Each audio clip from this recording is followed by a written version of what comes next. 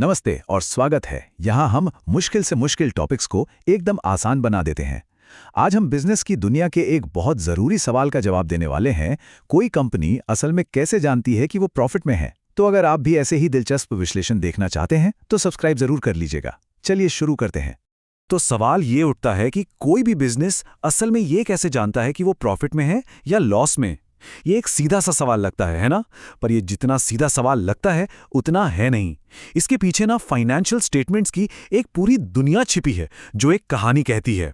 चलिए इस सफर पर चलते हैं और इस कहानी को एक साथ समझते हैं। तो देखिए, हम मुनाफे की इस पूरी पिक्चर को ना टुकड़ा टुकड़ा करके जोड़ेंगे।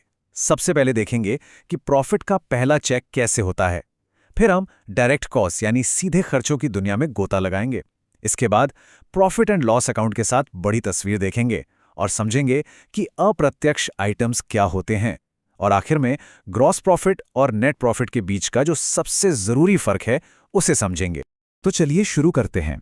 देखिए, कोई भी बिजनेस जब ये पता लगाना चाहता है कि वो कितना मुनाफा कमा रहा है तो उसका सबसे पहला कदम होता है ट्रेडिंग अकाउंट बनाना।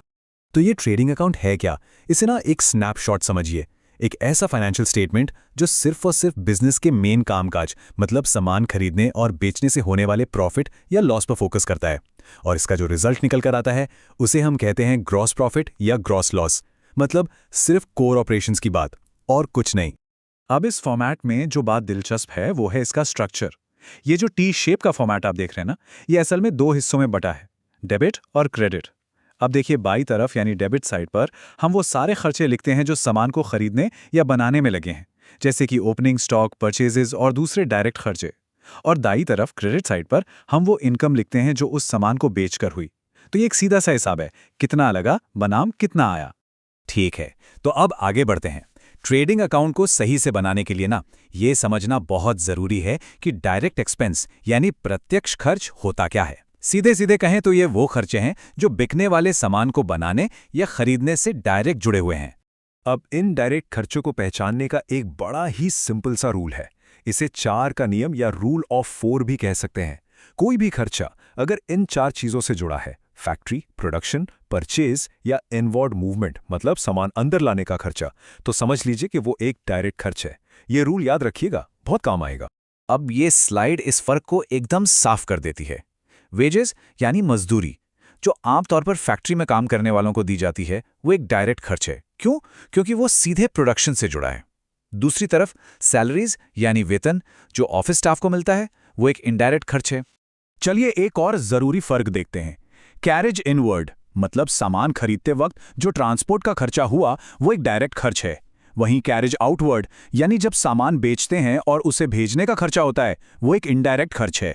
क्यों? क्योंकि वो बिक्री से जुड़ा है, खरीद से नहीं। और यहाँ कुछ और उदाहरण हैं जो हमारे उसी रूल ऑफ 4 में एकदम फिट बैठते हैं, जैसे कि गैस, फ्यूल और पावर जो फैक्ट्री में लगती है, माल ढुलाई का खर्चा, मैन्युफैक्चरिंग के खर्चे, इंपोर्ट ड्यूटी और प्रोडक्शन पर लगने वाली रॉयल्टी। ये सब सीधे सीधे सामान को बेचने के लिए तैयार करने से जुड़े हैं। तो पॉइंट ये है कि इन सभी आइटम्स का हिसाब किताब करने के बाद हमें प्रॉफिट का जो पहला आंकड़ा मिलता है वो है ग्रॉस प्रॉफिट। ये हमें बताता है कि बिजनेस अपने कोर ऑपरेशन में कितना कमा रहा है, इससे पहले कि हम रोजमर्रा के दूसरे खर्चे घटाएं।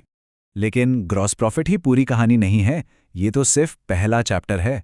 पूरी पिक्चर समझने के लिए हमें अगले स्टेप पे जाना होगा, जो है प्रॉफिट एंड लॉस अकाउंट।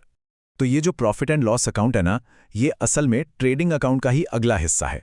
देखिए होता क्या है, हम ट्रेडिंग अकाउंट से जो ग्रॉस प्रॉफिट निकालते हैं उसे उठाकर प्रॉफिट एंड लॉस अकाउंट में ले आते हैं और फिर आखिरी नेट प्रॉफिट निकालने के लिए बिजनेस के बाकी सभी खर्चों को उसमें से घटा देते हैं। तो इस अकाउंट का मकसद क्या है? इसका मकसद है बिजनेस का असली फाइनल प्रॉफिट या लॉस पता लगाना, और इसके लिए ये बिजनेस चलाने के सारे खर्चों और इनकम को ध्यान में रखता है।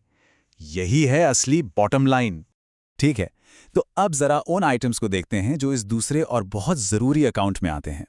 ये वो खर्चे हैं जो सीधे प्रोडक्शन से नहीं जुड़े बल्कि पूरे बिजनेस को चलाने से जुड़े हैं। इन्हें हम ओवरहेड्स भी कहते हैं। तो यह है इनडायरेक्ट एक्सपेंसेस यानी हमारे ओवरहेड्स। इसमें क्या क्या आता है?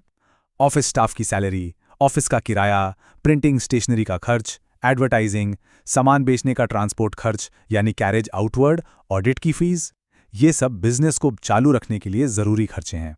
अब खर्चों के अलावा बिजनेस की दूसरी इनकम भी हो सकती है जो उनके मेन कामकाज से नहीं आती, जैसे कहीं से कमीशन मिल गया, कोई प्रॉपर्टी किराए पर दी है तो उसका रेंट आ गया, या कहीं से ब्याज मिला।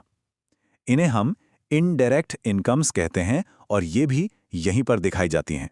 तो जब हम इन सारे इनडायरेक्ट आइटम्स यानी खर्चों और इनकम्स सबका हिसाब कर लेते हैं, तब हम प्रॉफिट के फाइनल फैसले पर पहुंचते हैं, नेट प्रॉफिट या नेट लॉस। और यही कंपनी की असली बॉटम लाइन है जो सबसे ज्यादा मायने रखती है। तो चलिए अब इन दोनों को साथ रख कर देखते हैं और समझते हैं कि ग्रॉस प्रॉफिट और नेट प्रॉफिट में आखिर फर्क क्या है। स्लाइड देखिए, ये पूरी कहानी को एकदम साफ कर देती है। ग्रॉस प्रॉफिट क्या दिखाता है? वो बताता है कि कंपनी अपने कोर ऑपरेशंस में कितनी एफिशिएंट है, मतलब सामान बनाने और बेचने में कितनी अच्छी है। जबकि नेट प्रॉफिट वो पूरे बिजनेस की ओवरऑल हेल्थ को दिखाता है, जिसमें सारे ओवरहेड्स और दूसरी इनकम भी शामिल होती है। और अब आखिर में एक सोचने वाला सवाल। सोचिए, अगर किसी कंपनी का ग्रॉस प्रॉफिट तो बहुत ज्यादा है पर आखिर में उसे नेट लॉस हो जाता है, तो ये क्या कहानी बताता है? इसका सीधा सा मतलब है कि कंपनी अपना मेन प्रोडक्ट बेचकर तो अच्छा पैसा बना रही है, लेकिन उसके ऑफिस के, सेलिंग के और दूसरे खर्चे इतने ज्यादा हैं कि वो सारा का सारा प्रॉफिट खत्म कर दे रहे हैं।